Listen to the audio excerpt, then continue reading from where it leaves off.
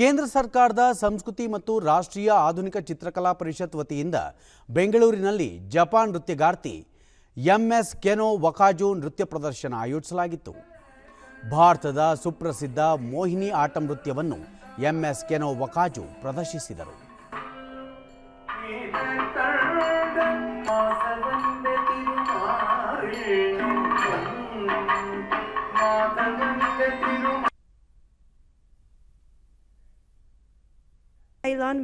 ದೂರದರ್ಶನದೊಂದಿಗೆ MS ಕೆನೋ ವಕಾಜು ತಾವು ಕಳೆದ 15 ವರ್ಷಗಳಿಂದ ಭಾರತ, ಜಪಾನ್ ಸೇರಿದಂತೆ ವಿವಿಧ ದೇಶಗಳಲ್ಲಿ ನೃತ್ಯ ಪ್ರದರ್ಶನ ಮಾಡುತ್ತಿದ್ದು, ಇದೇ ಮೊದಲ ಬಾರಿಗೆ ಬೆಂಗಳೂರಿನಲ್ಲಿ ಪ್ರದರ್ಶನ ನೀಡಿದ್ದು ಸಂತಸ ತಂದಿದೆ ಎಂದರು.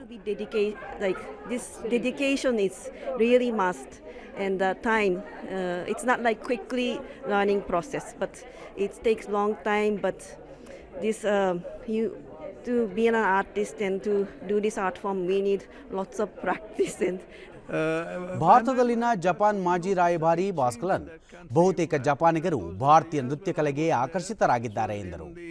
Early 60s, it was all about Western culture, ballet. In fact, Keiko Wakano began her career as a ballet dancer, and then it was violin, it was Western orchestras, all the sort of business. But there has been a remarkable change in recent years. I am so amazed how many Japanese young women have taken to studying Indian dance. And studying Indian dance